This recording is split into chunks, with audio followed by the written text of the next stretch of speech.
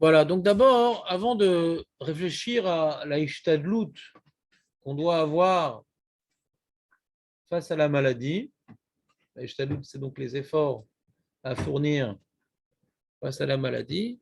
Déjà, il y a une petite réflexion à avoir, c'est pourquoi Birklal, il y a une notion de maladie? Pourquoi Hachem, il envoie la maladie? D'où ça vient la maladie et c'est fait pour quoi et c'est fait pour qui?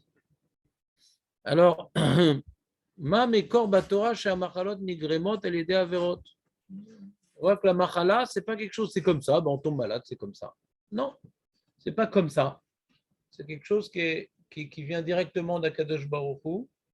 Et c'est pas parce qu'il y a de la pollution que des gens sont allergiques. C'est pas parce qu'il y a des produits cancérigènes qu'il y a le cancer. D'accord. D'où on voit ça? Alors on voit ça dans la Torah, dans le Sefer Shemot, lorsque les Bnei Israël sont sortis de Kriyat Yamsouf et ils étaient 3 jours sans avoir bu, ils avaient soif, et ils se sont retrouvés devant une source d'eau qui était insalubre. Et Hachem a montré à Moshe un bout de bois qui lui a dit de jeter dans cette, comment dirais-je, étendue d'eau, qui est devenue alors potable. Et il y a marqué Vayomer, et Hachem il a dit Im shamoa tishma lekol Hachem elokecha. Si tu écoutes la voix de l'Éternel ton Dieu, Vayashar be'inaw ta'aseh, et que tu fais ce qui est droit aux yeux d'Hachem, Azanta les mitzvotav, et que tu vas donc écouter ses ordres, Beshamarta kol chukav, et tu vas garder tous ces décrets, kol amachala, toute la maladie, Asher samti bemitzraim. Ouais, les plaies étaient également, il y avait un certain nombre de maladies, il y avait la lèpre, ouais, il y avait le dévers, pardon, il y avait. Ah, je ne vais pas te déranger. Tiens, redonnez une feuille à Jérémy, s'il vous plaît. Voilà. Alors, et ce qui est intéressant, hein, qui a ni Hachem refaire. Refaire.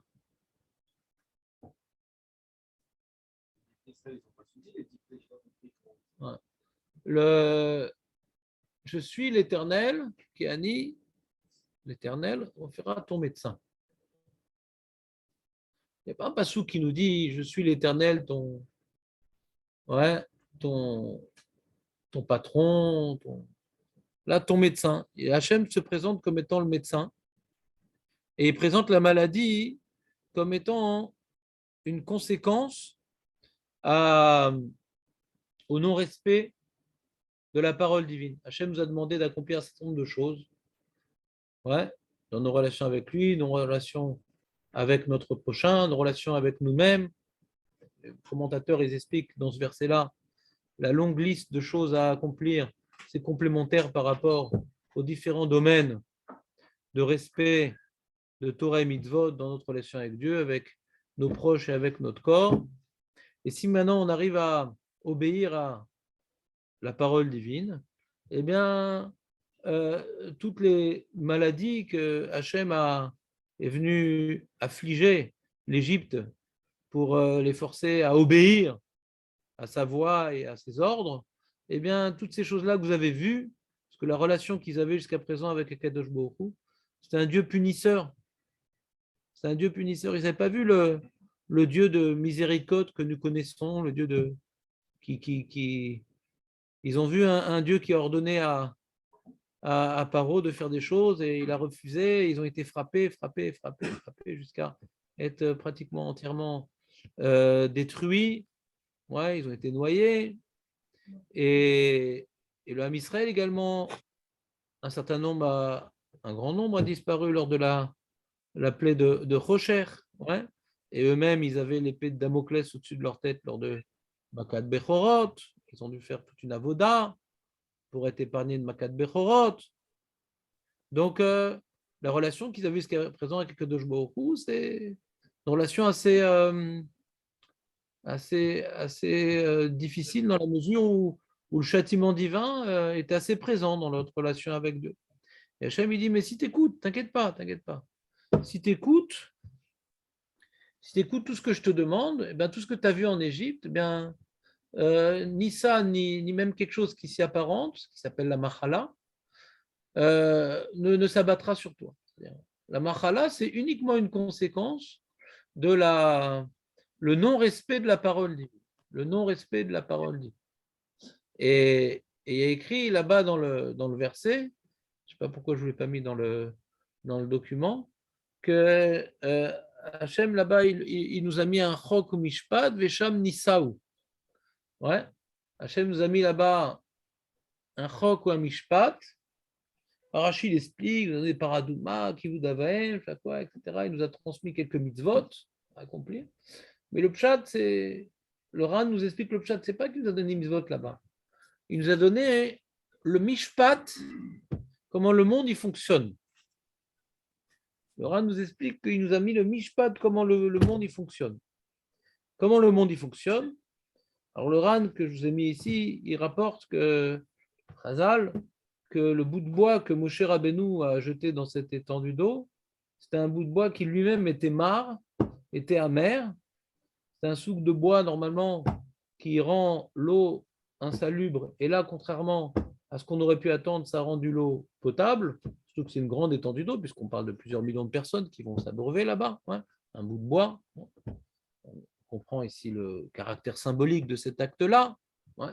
Il n'y a rien de unique. Ouais. Simplement, le Ra nous explique que qu'est-ce qui a rendu l'eau potable? C'est le fait que Hachem, il est dit à Moshe de prendre ce bâton et de le jeter dans l'eau. Le fait que Hachem ait demandé à Moshe de prendre ce bâton et de le jeter dans l'eau, donc il a mis un chok ou un mishpat, il a donné un ordre. Le fait que Moshe ait obéi à l'ordre a rendu l'eau potable. C'est-à-dire que la machala qui était inhérente à cette eau-là, c'était une eau de machala. Pourquoi cette eau-là, elle était source de maladie? Parce que le Ham Israël, quand maintenant il y a eu la traversée de la mer des Joncs, et que au lieu de s'empresser à sortir de cet épisode-là pour s'accourir à recevoir la Torah au Har Sinaï, eh bien, ils se sont attardés pour ramasser les richesses des Égyptiens qu'ils avaient mis sur leurs chars. Donc, ils s'étaient restés dans la matérialité de l'événement et non pas dans l'événement qui devait suivre, qui était le Matan Torah. Donc, l'éloignement qu'ils ont eu, le manque de volonté de suivre le projet divin, a fait qu'ils ont engendré un problème, qui était la soif.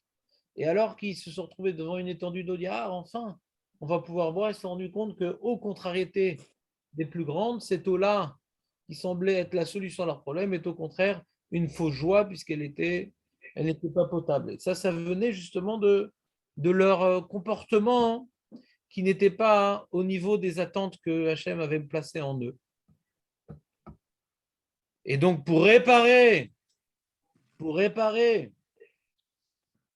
ce manque d'empressement dans l'obéissance,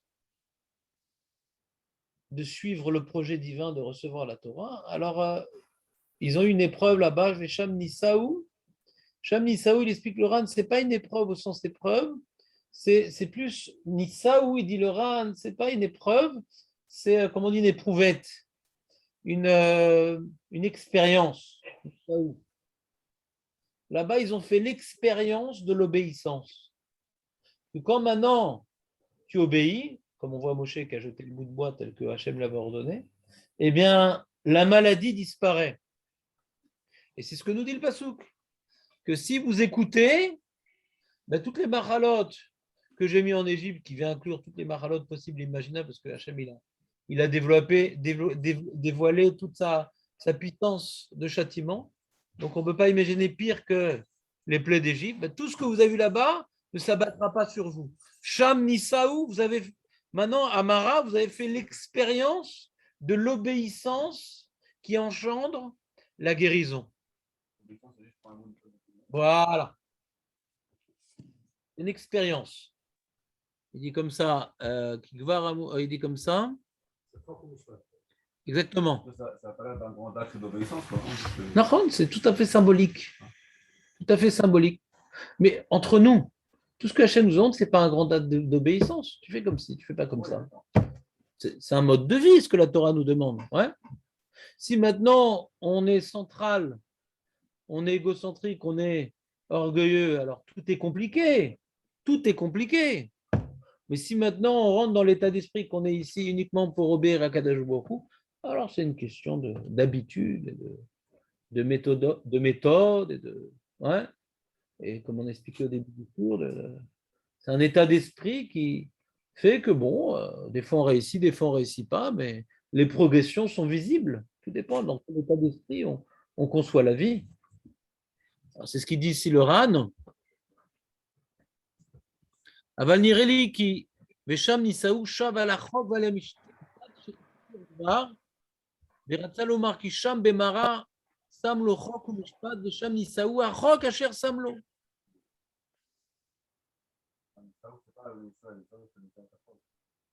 L'expérience, ils ont fait l'expérience de l'ordre divin qui engendre la guérison. Benisayon, donc c'est éprouvé de manière expérimentale, qui teva chuko mishpato yaspik basarat amichala, c'est-à-dire que la nature de la de la loi divine, c'est suffisant. Dans la loi divine, c'est la loi divine qu'enlève la machala. Ça, c'est la nature des choses. Ki gvar amrou rabotenu belandenu al mildash tanchuma Pizeretz asher eshlir boshelemaim irdufeni. Aya, c'est un type de bois qui lui-même est ta mère. Asher Aya la tête meriru tous les achli amaim ametukim. Ce bois-là, il vient rendre insalubre l'eau. L'eau les rapporte à Maïm Amarim. Au contraire, ça ne vient pas du tout améliorer l'eau. Oh, bien au contraire. Rafal Piken, Ripaou, Efertivo. Efertivo, Ya'an ou Shlar Sham Ben Mitzvat Hashem Idbara. Parce que ce bois-là a été envoyé suite à l'ordre divin. D'accord? Si par exemple, je vous donne un exemple, l'ordre divin, c'est d'écouter les Chachamim, et les Chachamim nous disent par exemple de faire la troisième et bientôt la quatrième, je ne sais pas jusqu'où on va aller avec cette histoire-là, de Pfizer, Moderna, Modabidouk. Ouais. Eh bien, même qu'il y a des preuves que c'est dangereux en soi, ce vaccin, si on le fait parce qu'on obéit au Rav, et c'est notre Rav, ouais, on s'en fout de ce que ça peut faire. On le fait pour obéir, donc ça toutes les effets négatifs statistiquement prouvés n'ont pas de raison de saboter notre santé. C'est l'ordre divin qui vient guérir et c'est la désobéissance qui amène la mahala. Donc maintenant, certaines statistiques nous apprennent un certain nombre d'informations. Ça, c'est avant de faire intervenir la notion d'obéissance à Hachem ou à Chachamim. On a besoin de médecins, on a besoin de statistiques pour voir ce qui se passe, mais après que le Rav dit tu dois le faire, on n'a plus de questions à se poser, quel que soit le danger que représente ce produit-là. Eh bien, à partir du moment qu'on le fait par obéissance, il n'y a pas de raison qu'il soit source de nuisance. Et si quelqu'un, maintenant, il va tomber malade, ça ne sera pas à cause de ça. Il a obéi. Et de l'obéissance n'amène pas la machala. Au contraire, l'obéissance amène la briout. Et Vezeu chez Samar, Veomer im Shamua Tishma, c'est pour ça que le pasuk qui a suivi Vesham Nisaou, pourquoi on nous dit juste après que Moshe il a envoyé le bâton et que Hachem lui a mis un chok à Mishpat, Vesham Nisaou, tu fais les mitzvot, tu écoutes Hachem, etc. Alors, tu n'auras pas les machala en Égypte et et je suis ton Rophé. Quel rapport entre ces deux versets? Alors le Ran, il explique, c'est ça le rapport. Que l'histoire du bâton, c'était pour nous faire l'expérience que quand on fait quelque chose suite à une obéissance à un ordre divin, eh bien, ça amène ce qui est, comment dirais-je, matériellement improbable. Ouais, eh bien, même ce qui est matériellement improbable, quelque chose qui était amené à rendre non potable l'eau, eh ben, elle a rendu l'eau potable. Pourquoi? Parce que on a tout simplement obéi à l'ordre divin. C'est le lien entre ces deux versets. רוצה לומר מכל המחלה, כי כל סובל, פירוש כל מכל, וכן מפורש ברש בכורות בסנהדרין, נמצא שהבטיח בשמירת כל המצוות, הסרת כל מחלה. Donc de cette paracha-là, on apprend que celui qui est chômeur les mitzvot, ça enlève toutes les machalot. Ça, c'est le deuxième sujet du document. Deuxième sujet du document, est-ce qu'on a besoin d'aller chez les médecins? Ouais, premier sujet, c'est, comment dirais-je, d'où vient la maladie. Deuxième sujet, quand elle est là, comment on enlève? D'abord, on est en train d'expliquer d'où elle vient. Alors, c'est un sujet qu'on avait étudié dans la Mida. Ouais. Tout ça, je vais vous faire rapidement parce que c'est juste qu'on a déjà fait. La Gemara dans Megillah, Yudzaïn Amoudbet. Elle nous dit Umaraou Lomar Tshuva Achar Bina. La Gemara nous rapporte l'enseignement d'un Sheikh Neset Agdola qui viennent nous dévoiler la juxtaposition des brachot les unes par rapport aux autres. On en a originellement 18, ils ont rajouté à la mini al-Malchinim qui fait 19, mais la Gemara n'a pas uniquement dévoilé quelles sont ces bénédictions, mais également elle a justifié l'ordre que suit la Hamida. Et là, la Gemara demande pourquoi, après Chonen Adaat, donc la bracha sur la Chochma, on a donc la Tchouva. D'accord? Arotse Bitchouva. Alors la Gemara, elle l'a fait sur toutes les brachot et là aussi, elle rapporte des versets qui viennent justifier le lien logique entre un sujet et un autre. Dirtiv ulvavo yavin veshav verafalo. C'est marqué donc la vin, le vavo yavin. Donc on voit la notion de bina. Et ensuite, après la bina, hein, veshav, la bina entraîne la tchouva, comme on a expliqué en première partie du cours. Quelqu'un qui ne réfléchit pas à ce qu'il fait, alors il tombe toujours dans les mêmes erreurs. C'est pour ça qu'on commence par la première des bénédictions, c'est Honen Adat. Si quelqu'un il manque de disposition intellectuelle, ouais, est tout le temps en train de courir et être en retard d'une étape, et ben, il tombe toujours dans la faute. Un homme réfléchi, ce n'est pas un homme qui ne faute pas, en tout cas il se prépare à la situation, donc ça lui donne en tout cas les outils de ou ne pas fauter, ou limiter les dégâts dans la faute, parce qu'il n'est pas pris de vitesse par la course, ouais, de la vie. Donc, première étape dans la Hamida, c'est la Chorma. Imen Chorma en Kloum. On peut profiter même pas de l'aide divine, celui qui n'a pas de Chorma. Ce que Hachem lui met à sa disposition, il l'abîme et il n'en profite absolument pas. Donc, après la Bina, il y a marqué Veshav, il y a la Tchouva. Et après, il y a marqué Verafalo, il y a la Refoua. Alors la Gemara demande attends. Tu es en train de m'apprendre qu'après Ronanadat, il y a Arotse Bitchouva, mais tu as également de ce pasouk-là une autre information qui pose problème, c'est qu'après la Tchouva, on aurait dû parler de la Refoua, vu l'ordre que le verset nous propose. Et c'est effectivement la question de la Gemara. Yahi, c'est comme ça, Lema, disons Refoua, Batra, des Tchouva, on aurait dû faire donc Ronanadat, Rotse Betchouva, ouais, Refaenu. D'après ce verset-là, qui est pour nous une source, ouais, à partir de laquelle Al-Sheikh de là, ont donc décrété les bénédictions et plus précisément leur ordre, on aurait dû maintenant respecter ce verset à la lettre et venir Chonen Adaat Rotse Betchouva. Refaenu.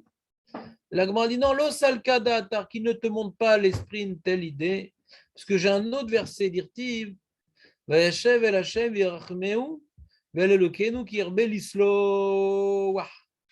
Donc, on voit que après la tchouva, on a la slicha. On a un passage qui me dit après la tchouva, on doit juxtaposer la slicha.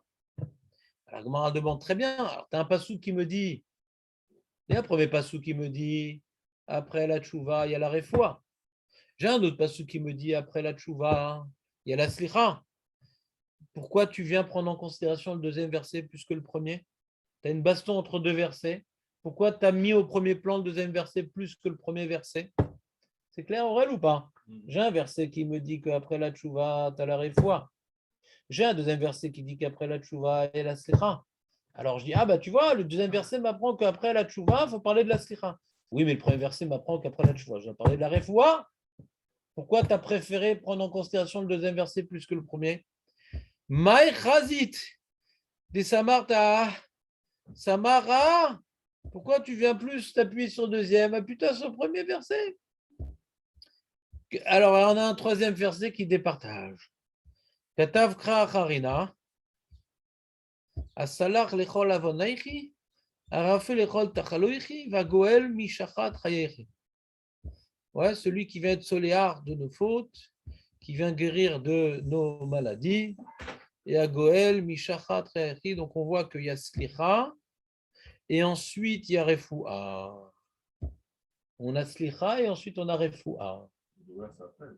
Ouais. Ouais. On a un problème de Géoula ici. Et Mefarchi me pose la question. Ouais. C'est la suite de la Gemara expliquera la place de Géoula. Elle a un chiffre spécial, la Géoula. Elle doit être à une position particulière, mais la question que vous demandez, elle est écrite dans les Rishonim, et la Gemara par la suite traitera ce problème-là. Mais en tout cas, si on fait abstraction 2 minutes de la Géoula, voilà. Alors, juste avant, on va juste terminer les propos de la Gemara. Les Mimra de Géoula Veroufa Batar Stichaï. Alors la Gemara elle reprend, elle dit, donc de là on vient apprendre. On a donc Géoula et Refoua, c'est après Slicha. Ah, alors qu'est-ce qu'on fait du premier verset? Ve'akti ve'sha ve'rafalo. Qu'est-ce qu'on fait sauf du premier verset? C'est vrai qu'on est venu maintenant départager et dire qu'il y a des versets, il y a plus de versets qui viennent mettre d'abord.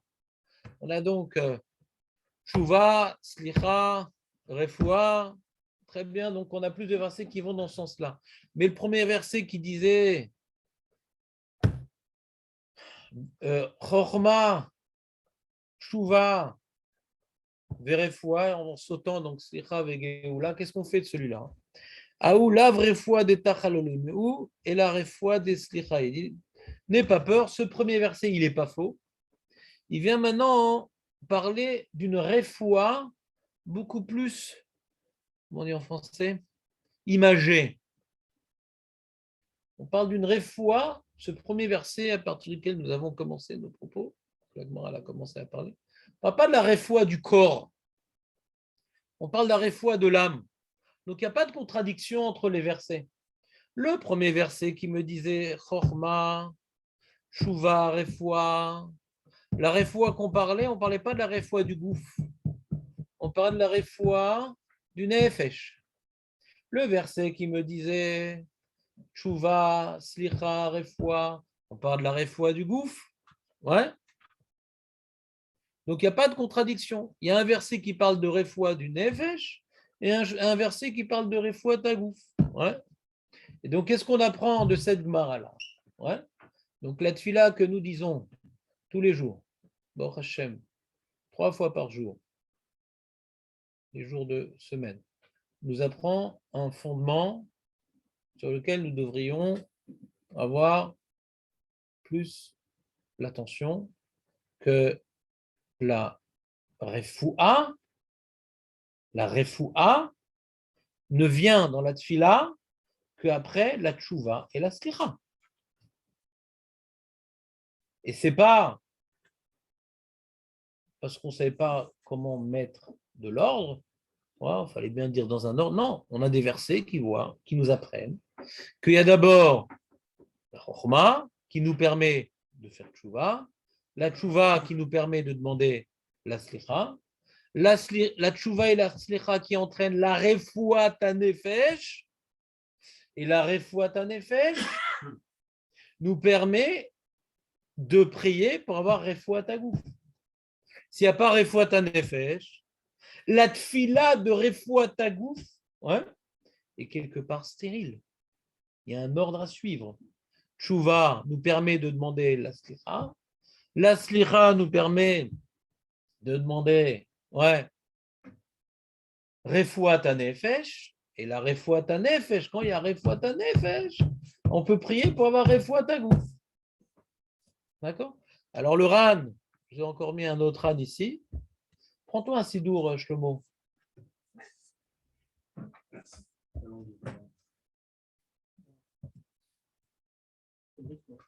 En safek qui bezmani meilou raoul, quelqu'un quand il est malade, raoul il est rapé, c'était val refoua tanefesh. Donc quelqu'un maintenant, il chope le corona, ouais. Alors, d'accord. Alors qu'est-ce qu'il se dit? Il dit ah là là, il y a tel médicament, il y a tel truc, ah là là, il y a des traitements de folie. Regarde. Avant de commencer à appeler tous les pistons et tous les trucs, ouais.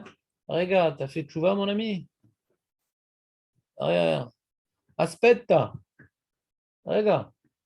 Qu'est-ce que tu vas commencer à dévaler sur les grands chantiers médicaux? Ça sert à quoi tout ça? Ça sert à quoi tout ça? S'il n'y a pas Orma, Tchouva, Slicha, il n'y a pas Refot Nefesh, s'il n'y a pas Refot Nefesh, Refot Agouf. Tu as gagné une étape, mon ami. Je vais expliquer le grand problème dans ces histoires-là. Quand on n'est pas malade, c'est facile à comprendre. Ça, c'est facile à comprendre. Quand on est malade, alors déjà on est fatigué. Donc on n'a plus tellement date, on n'a plus tellement l'objectivité, l'objectivité. Et des fois on est un peu cassé. Et on sent qu'on manque de force pour faire tchouva, quoi, du coup.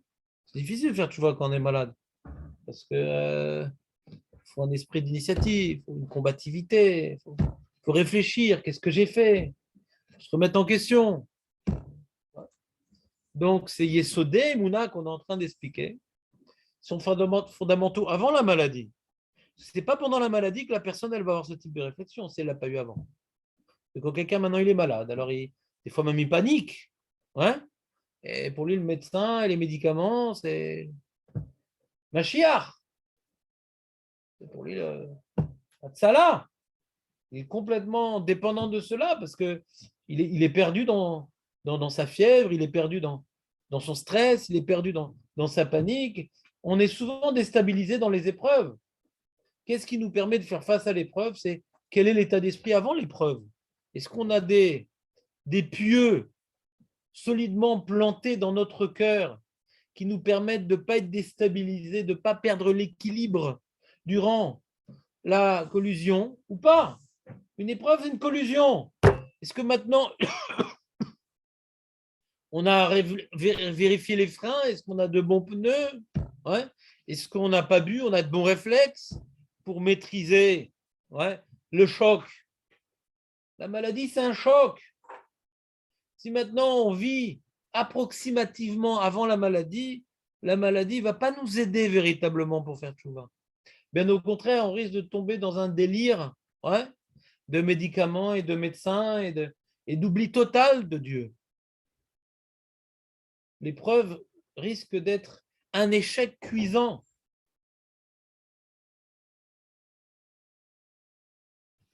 Ou les Agdima à la Refoua Tagouf. Il dit d'abord, il faut réfléchir à Refoua Tanefesh. Avant de réfléchir aux médecins et aux médicaments, réfléchis d'où elle vient la maladie. Comme quelqu'un m'a demandé, il me dit Rav, vous savez qui c'est qui vous a passé le corona? Je dis ben, je sais c'est qui. C'est moi. C'est moi. Pas tout le monde chope ce truc-là.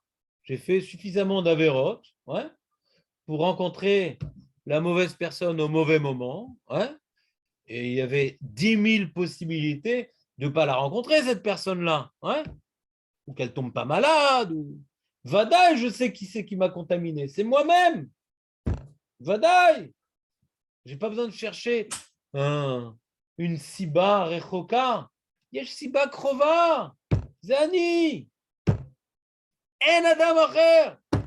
Si j'avais pas des choses à me reprocher, je passe à travers.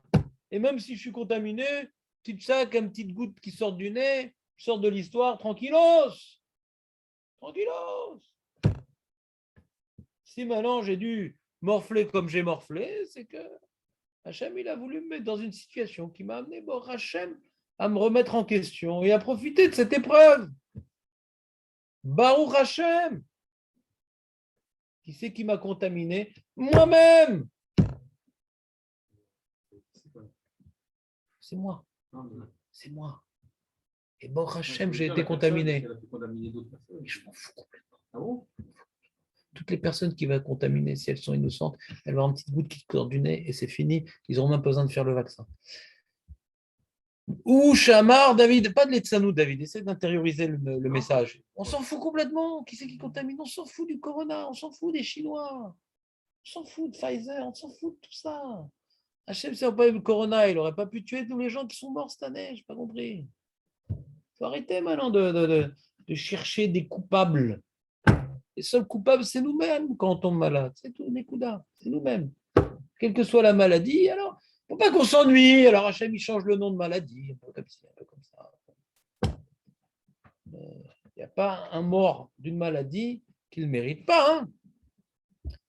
Il rapporte de Teilim, Ani amarti Hachem choneni, refa nafshi, ki chatati lecha. Refa nafshi. Refa nafshi, dit David Ameler. Ouais, guéris mon âme. Pirouche, Ani becholi iti. Mitpalel al refuat hanefesh. Quand j'étais malade, je priais pour refuat hanefesh. Hachem, aide-moi à réparer mes mauvaises vidotes. Hachem, aide-moi à établir. Quand on est malade, je vais expliquer la première chose qu'on doit se poser. Le mec, il dit, ah, je suis malade, je vais travailler sur la garava, je travaille sur le caras. Raval. S'il parle comme ça, il a perdu son temps. Parce que c'est des choses qui sont occasionnelles et qui dépendent d'un travail de tellement long terme que Raval qu'il soit tombé malade pour arriver à de telles conclusions. Ah, je vais travailler sur le caras. Raval à l'azman, Adoni. Quand maintenant on veut être merapé ta nefesh, ma adavar achi chashuv, tachut. Changer ton emploi du temps. Tu as du temps de perdu, ouais, tu as de mauvaises habitudes. Pour nettoyer le nefesh, ouais, c'est comme quelqu'un quand il est malade, il doit changer d'habitude, ça il ne peut plus manger, il faut qu'il dorme plus tôt. Le meilleur médicament quand on est malade, c'est de changer d'habitude. Le mec ne peut pas continuer comme avant. Il ne peut pas continuer comme avant. Il n'a plus le même mode de vie qu'avant quand il tombe malade, ou pendant la maladie et même pendant la convalescence. Et bien pareil, ça nous apprend que également pour nous soigner, on doit changer notre emploi du temps. Si on a l'habitude d'arriver en retard à la tfila, il faut arriver en avance. Si on a l'habitude de manquer le jour, on va essayer de ne pas le manquer. Si on a l'habitude de ne pas consacrer du temps à la femme et les enfants, on va... Ah, mais c'est beaucoup de choses à faire dans une journée. Naron, quand on est malade, on a le temps de rien faire. C'est un moment de réflexion pour savoir comme quoi tu as vu. Quand on n'a plus de force, on ne peut plus rien faire. Hachem, Bezrat Hachem va nous rendre les forces. Qu'est-ce qu'on va faire des nouvelles forces qu'Hachem vous a données? On va les gaspiller, on va les organiser de manière intelligente et adaptée à nos forces, bien sûr. Il ne faut pas qu'on commence à se mettre sur la tête un emploi du temps qui va rester lettre morte, tellement il est audacieux et tellement il est trop ambitieux. Donc il faut quand même un emploi du temps qui est adapté à nos cohortes. Donc quand quelqu'un il perd des cohortes, avant qu'Hachem lui rende, il faut qu'il réfléchisse dans quelle direction il va remettre ses cohortes. Qu'est-ce qu'il veut faire des nouvelles cohortes qu'il va recevoir? Il veut les gaspiller ou il veut les réorganiser de manière fertile? Mais avant de s'intéresser au traitement médical, il faut qu'il s'intéresse au traitement moral. Loa refuat hagouf, en safek chez kol maskil raoul agdim refuat hanefesh al refuat hagouf.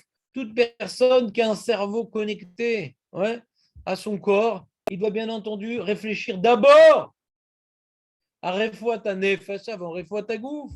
Kigam becholi agouf nishela shela bechokmat arefoua. Parce que même un médecin, quand il a devant lui un problème à régler, sans parler de tchouva, un médecin, qui est chez Isdamnouch necholaim, un mec, il a deux maladies. Le mec, il a le corona et le halénou et le cancer le halénou. Beshne varim. Un, c'est les poumons et l'autre, c'est le foie. Et Zomem Raoul Agdimo Berefoua, qu'est-ce qu'il va faire? Il va traiter d'abord, il va faire un traitement. Le corps, il ne peut pas supporter tous les traitements, donc il doit réfléchir. D'abord les poumons, d'abord le foie. Qu'est-ce que je fais? Docteur, Veushav, Al-Zebeshlochadrachim. Il y a trois éléments qui permettent de délibérer pour le médecin. Première chose, chez Raoul, les rapports auto chez Yoter Khazak Besakana. Quel est le membre qui représente un plus grand danger? Alors, il sera prioritaire. Le mec, il a le anénou, la maladie, et il a un rhume. Il dit, ah, d'abord, on sonne le rhume. Ben non, sonne d'abord ce qui représente une plus grande sakana. C'est prioritaire. Deuxièmement, chez Raoul, les rapports auto chez Usiba, les Ravero. Et peut-être qu'il est enrhumé parce que son système immunitaire a été abîmé par la maladie. Donc, d'abord, tu dois soigner ce qui est le plus dangereux. Et d'abord, tu dois soigner ce qui est à l'origine de l'autre. Parce que ça ne sert à rien de soigner celui qui a une conséquence, parce qu'à chaque fois, elle va revenir la conséquence. Donc, soigne la source. Et troisième chose, chez Raoul, les rapports auto, chez Loïtrape Ravero, qui imbe arpeu. Chez Raoul, les rapports auto, chez Loïtrape Ravero, qui imbe arpeu. Il faut soigner la chose que sans lui, l'autre ne sera pas guéri.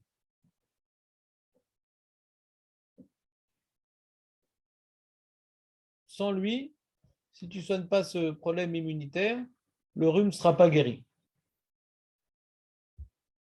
Donc, si maintenant tu réfléchis à ce type de paramètres que le médecin doit prendre en considération, alors le malade, il doit prendre en considération qu'est-ce qu'il doit. Maintenant, il a machalat nefesh, il a machalat agouf. Il a devant lui refoat nefesh, il a devant refoat agouf. Qu'est-ce qu'il doit mettre d'abord? Refoat nefesh ou refoat agouf? En safek shanefesh, milbirpe. כי אין ספק שהנפש הוא גדולת הסכנה מהגוף, שהגוף עובד והנפש נשארת. Qu'est-ce qui est une plus grande sakana? Quelle est la plus grande sakana à mes yeux? C'est le nefesh, l'âme, le gouffre. De toute façon, on va se séparer du gouffre un jour. Mais le nefesh, s'il est malade, c'est beaucoup plus grave à mes yeux que mon nefesh soit malade plutôt que mon gouffre. Beaucoup plus grande sakana, là, mais drefouata nefesh. Parce que c'est moi, le nefesh. Le gouffre, c'est un... Comment on appelle ça? Non, un véhicule. Mon corps est un véhicule. Si quelqu'un il a le choix de mettre sa voiture au garage ou d'aller faire une greffe de rein, d'abord la voiture, maintenant qu'elle s'occupe du véhicule, d'abord que le monsieur fasse sa greffe de rein. Même si sa voiture, c'est une Mercedes, qu'elle est de l'autre côté du Rhin, ça ne va pas tellement l'aider. שהגוף עובד והנפש נשארת. וכן אין ספק אצלי שחולי הנפש סיבה לחולי הגוף. Il n'y a pas de doute que qu'est-ce qui entraîne la maladie du corps, c'est la maladie de l'âme. Donc on a dit qu'il faut d'abord neutraliser ce qui est à la source de l'autre.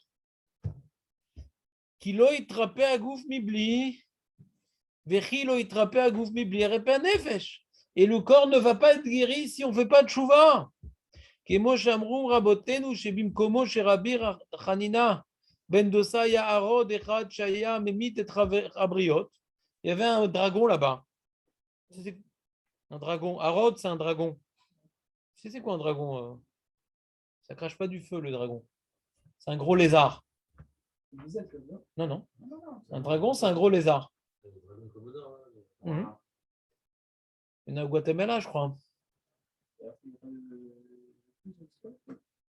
Bon, sur Netflix, je ne sais pas. Maintenant, dans la vie, sur National Geographic, un dragon, c'est un gros lézard. C'est un gros lézard qui est qui a un venin très, très. Il croque une fois on a vu des vidéos comme ça de Théo, ouais.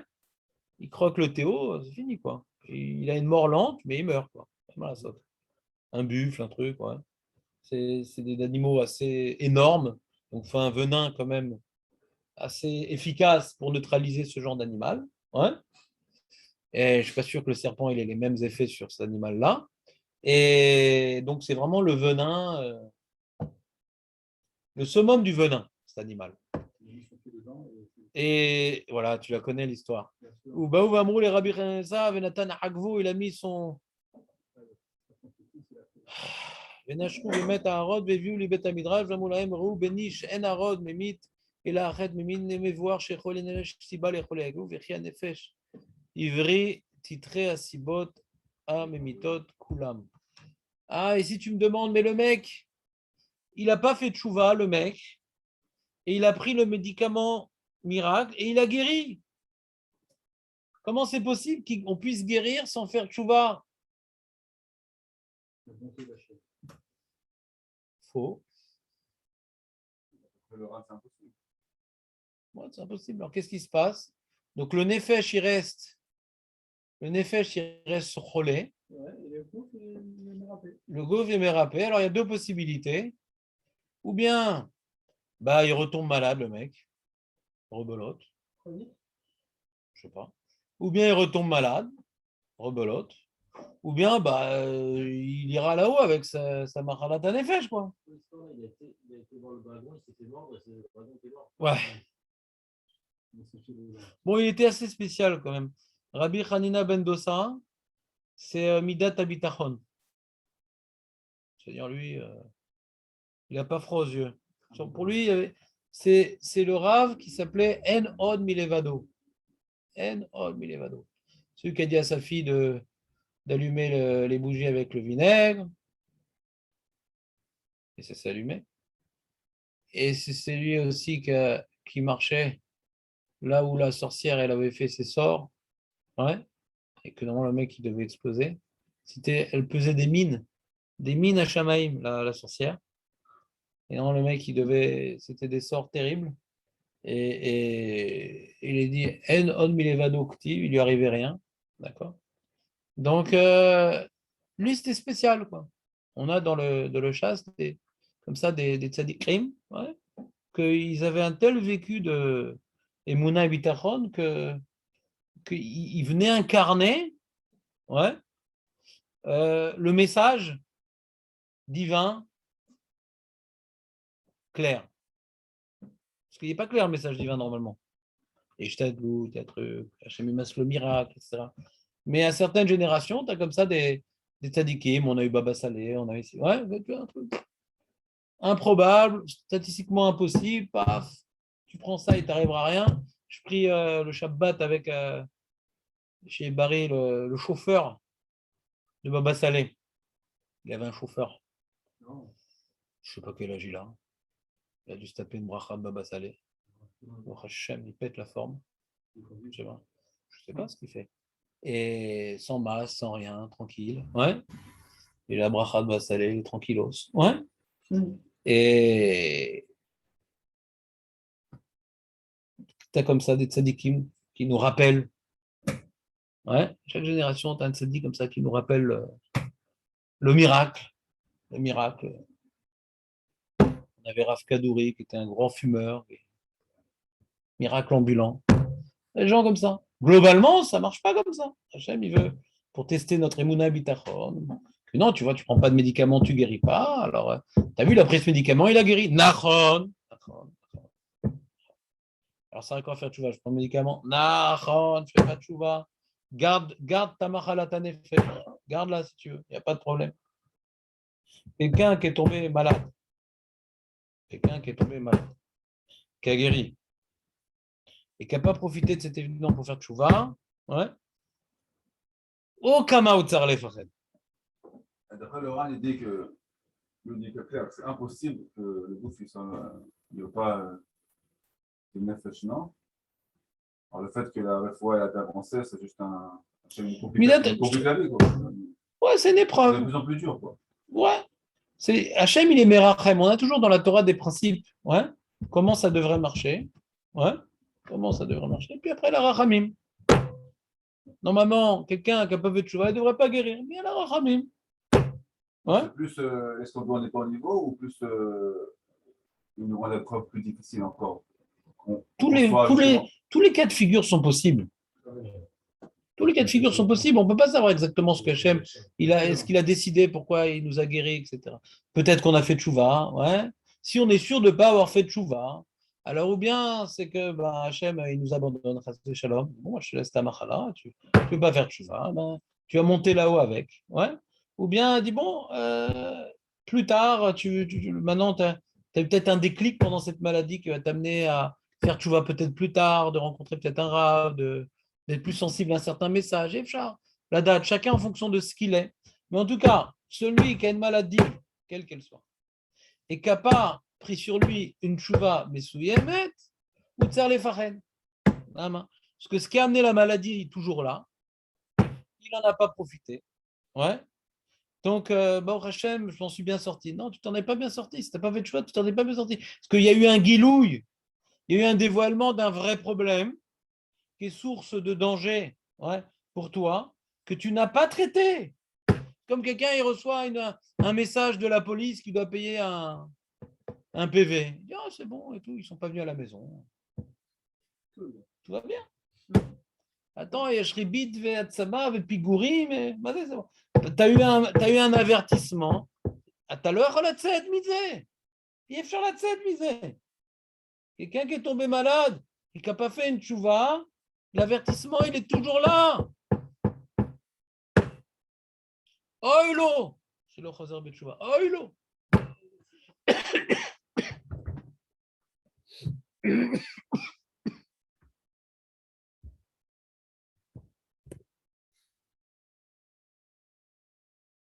C'est bon? Message pas shoot. Et qu'il ne faut pas oublier durant l'épreuve. Et quelqu'un, il a une maladie récurrente, tout le temps, tout le temps. Tant qu'il n'a pas guéri de cette maladie-là, ça veut dire qu'au final, il n'a pas fait de chouva sur ce qu'il devait faire. Moi, je suis possible. Hein. Je sais pas ce que c'est comme maladie, je sais pas de quoi tu parles. Par exemple, un ulcère, il se Ouais. réveille tout le temps, Ouais. et parfois il vient, Ouais. et il vient fréquemment. Ouais. Ou bien maintenant c'est donc on a dit donc c'est un Onesh parce qu'il a pas écouté Hachem. Ouais. Ah mais il a ça depuis qu'il est tout petit. Bon, ben, il y a des miracles réfouis, hein. Pas parce qu'il a ça depuis qu'il est petit que ça devrait le suivre toute sa vie, quoi. Alors, c'est vrai que le mec qui a un bras en moins, il va pas lui pousser un bras. Hein. D'accord, c'est clair. Mais il y a des miracles réfouis. Et alors après, il y a tout. Il y a un sujet compliqué, ouais, que les conférenciers aiment bien développer. Moi, je ne le développe pas parce que je n'ai pas les données suffisantes pour comprendre tous les paramètres. Mais il y a après le truc des Gilgoulim, que par rapport à une faute que tu as fait dans l'autre vie, tu as ci, tu as ça, etc. Donc la personne, elle a un tikkun à faire. Bon, on peut comprendre le mécanisme intellectuel, comment ça marche. Ouais. Maintenant, comme ce n'est pas écrit dans la Gemara, que les Rishonim n'en parlent pas, donc c'est difficile pour moi de vous en faire une explication intellectuelle. Donc je laisse ça aux conférenciers. C'est pas que c'est faux, c'est que moi j'aime bien expliquer des choses que les Chachamim nous ont dévoilé le sens. Comme les Chachamim nous ont pas tellement dévoilé le sens, alors on sait que ça existe et ça répond à certaines questions qu'on ne comprend pas pour certains enfants, pour certains trucs, etc. Hein. Et avec ça, ça simplifie certaines questions. D'accord? Maintenant, est-ce que ça répond à tout? C'est clair que non, puisque malgré tout, il faut Emouna et Bitachon. Et Emouna et Bitachon, c'est qu'on ne comprend pas tout. Ouais? On ne comprend pas tout. En 120 ans, il y a des choses qu'on comprendra qu'aujourd'hui, on ne comprend pas. En tout cas, celui qui comprend tout, ouais, c'est qu'il n'a rien compris. Parce que Moshe Rabbeinu, qui a tout reçu d'Hachem, et on ne peut pas recevoir plus que Moshe Rabbeinu, il y a marqué qu'il avait les 49 portes de la sagesse. Pourquoi pas 50? Le Maral dit parce que si tu as toute la sagesse, tu es à l'égal de Dieu, donc tu n'es plus une créature. C'est pas possible d'être à l'égal de Dieu. Hein. C'est l'erreur d'Adam Arishon de vouloir être à l'égal de Dieu. En tant que créature, tu ne peux pas être à l'égal du Créateur. Hein. Donc on ne peut pas tout comprendre. Et bien, que la chose qui avait perturbé le plus Moshe Rabbeinu dans tout ce qu'il avait reçu d'Hachem, c'était tzadik veralo. Le fait qu'il y a des tzadikim qui, a priori, n'ont pas fauté, et malgré tout, ils ont des épreuves qu'on n'arrive pas à expliquer ici sur Terre. Ouais, mais c'est nécessaire de ne pas comprendre. C'est nécessaire de ne pas comprendre, c'est puisqu'on ne comprend pas, c'est qu'on est des créatures et qu'on doit malgré tout accepter ce que Hachem fait. Si tout est logique, alors on a face à nous un ordinateur. Comme ça, il peut même porter plainte à la limite. Ouais, La rachat de Congo. ouais, bien sûr. Je n'en ai pas parlé parce que ça nous dérange moins. Je sais pas, des fois on se sous-estime, on se trouve rachat, dit bon, c'est pas mal rachat Vetovlo. Alors que Tzadik Veralo, je sais pas si les rachats et peut-être ni l'odeur. C'est un autre sujet. En tout cas, revenons à notre sujet. C'est sûr que les messages que la Torah nous donne, que les Rishonim nous donnent, c'est des lignes directrices. Il y a des questions dans les faits, et ces questions-là, ça nous fait trahir notre émouna. Mais globalement, avant maintenant qu'on rapporte la liste des questions, quand quelqu'un il a une maladie plus ou moins grave, qu'il sache quelle est la source de sa maladie. C'est un passouk mais fourrage dans la Torah. C'est Hachem le refait. Tu n'as pas écouté. Si tu avais écouté, il n'y aurait pas besoin de Machala. Et s'il n'y avait pas besoin de Machala, il n'y a pas besoin qu'Hachem te guérisse. Ouais, ça, c'est les bases du judaïsme. Il faut d'abord essayer de soigner le nefesh avant de s'investir dans Refoua Tagouf. D'accord? Ça, c'est fondamental. Ça fait partie des fondements du judaïsme. C'est facile à comprendre quand on n'est pas malade, quand on est malade et qu'il y a une panique. Ouais. La grande panique de la maladie, on a l'impression d'être emprisonné dans son corps et qu'on n'arrive plus à respirer, on n'arrive plus à truc. Donc là, il y a une panique. Panique parce qu'on a l'habitude de respirer sans réfléchir, on a l'habitude de marcher sans réfléchir, on a l'habitude de dormir sans problème. Il y a des choses qui se font naturellement et quand on est dans la maladie, alors on sent partir, quoi, et ça fait peur. Ça fait très peur. Et donc, il y a un grand travail des Mouna, ouais, avant, pour bien être clair, pour ne pas être déstabilisé. Un grand travail des Mouna avant. La maladie, malheureusement, mais c'est comme ça fait partie de la vie. Tout le monde a des petites maladies, il y en a qui ont des plus grosses maladies. Donc, ça fait partie de la vie, malheureusement, puisque on faute, on tombe, on se relève. Donc, nos fautes entraînent ces maladies-là, nous montrent le caractère éphémère de notre corps, nous permet donc de prendre du recul avec notre corps. On a l'obligation de se préparer à ce type de cas de figure. On doit se préparer pour pouvoir bénéficier de la maladie, non pas comme étant une perte de temps, une perte d'énergie, mais comme étant une redéfinition de la vie. Une période de redéfinition, de replacement face au monde et face au but que Hachem nous a assigné. Donc profitons de la maladie quand elle vient et n'en faisons pas d'une période de perturbation ou pire parfois de questions sur Dieu. Pourquoi la maladie? Pourquoi si? Lui, il est plus rachat, chasvé shalom.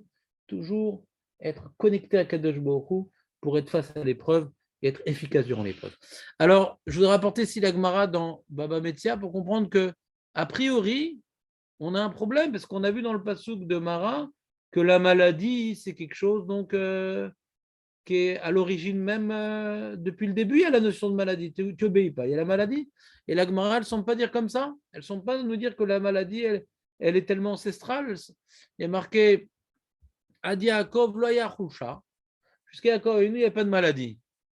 Ata Yaakov bare rachme. Yaakov, il a prié pour qu'il y ait la maladie. Yaakov, il a prié Baïrachme, Ve'ave Khulsha, et la maladie, elle est venue. Rashi, j'ai mis dans la note numéro 1. Baïrachme Ve'ave Khulsha, chez Yechale Adam Lifnemoto, Ve'yetzave le Beto. On voit ici l'enjeu particulier qui a amené Yaakov à prier pour la maladie, c'est qu'un homme qui meurt soudainement sème la zizanie parmi ses héritiers. Mais un homme qui tombe malade, ouais, c'est une maladie de laquelle il ne se relèvera pas, l'amène à se positionner à l'après. Et dans l'après, alors il vient organiser l'héritage pour que la famille puisse gérer sa disparition en limitant les problèmes malheureusement très fréquents. Malheureusement, celui qui est un petit peu dans les batédinim, les problèmes d'héritage sont très fréquents. Et même si des fois on n'arrive pas au batédinim, il y a des grandes jalousies et des grandes disputes et des grandes fissures dans la famille à cause du problème de l'héritage. Donc toute personne intelligente essaye de faire son héritage de son vivant de manière lucide, de manière intelligente, pour éviter toutes les zones d'ombre qui risquent d'engendrer des grosses tensions par la suite. Parce... Eh bien non. Non. Non. Veit par, venit rapa. La Gemara elle dit Ad deata Elisha lo ava dechali veit par. Jusqu'à Elisha, la maladie qu'a demandé Yaakov, c'est une maladie d'agonie. Et on ne pouvait pas en guérir. Quelqu'un qui tombait malade, eh bien, il ne s'en relevait pas. Et à partir d'Elisha, ouais, eh bien, il y a eu la guérison des maladies mortelles. Ata Elisha, bar achme veitpar, shenebar veilash chala et cholio hashayamut bo, miklal de chala choli acharite. Donc, il y a marqué qu'au sujet d'Elisha, il est tombé malade, ouais, il est tombé malade de la maladie qui entraînait sa mort. Mashma, qu'il avait précédemment une maladie qui n'avait pas entraîné sa mort. Il y a un midrash qui nous dit au sujet de Yaakov, Ine avicha chole. Il y a marqué au sujet de Yaakov, donc il est tombé malade. On annonce à Yosef que son père Yaakov est malade. Mais olam lo chala adam ad Yaakov ad sheba vebikesh rachamim shechale adam. Avant Yaakov, personne n'était tombé malade. Amar ribono shel olam mitor shadam chole margish beatzmo. Vous savez, Beto, il sent qu'il est en train de partir, donc il va répartir ses biens avant sa disparition. Et on voit un autre avantage de la maladie qui amène la mort, c'est que les souffrances de la maladie, de l'agonie, lui permettent de faire tchouva, de se préparer à la vie éternelle et de faire tchouva. Amarle akadosh baruch hu, davar tov shalta. C'est une bonne chose que tu demandes cette maladie. On va commencer par toi. Alors Tosfot, il demande comment la Gemara peut dire qu'avant Yaakov, il n'y avait pas de maladie. Il y a marqué qu'Avram Avinu, il avait une pierre, ouais, que tout celui qui regardait cette pierre-là, il guérissait. Donc on voit que la maladie était antérieure à Yaakov Avinu. Arrêtez voir, Shayu Cholim, Od Lifne Yaakov Avinu, Kemochen Yashlakshot Od Midivre Midrash Evi Rashi. On va marquer Vaïten El Agar, Sham Al Shichma Vet Ayeled, Veishlachia. On voit que l'enfant de Agar, il était tombé malade et de la fièvre, elle a dû le porter. Donc on voit qu'avant, Yaakov, déjà la maladie existait. On voit que. Quoi? Qu'est-ce que tu as? Tu as une réponse, Benjamin? Alors Tosfot, il donne deux tiroutsim. Il dit maladie, ça existait. Que maintenant, il tombe du cheval qui se casse la jambe et qu'il ait une infection. Baruch qu'il y avait des maladies de ce genre-là. Que quelqu'un il recevait une maca, Baruch qu'il y avait. Donc quelqu'un recevait une maca.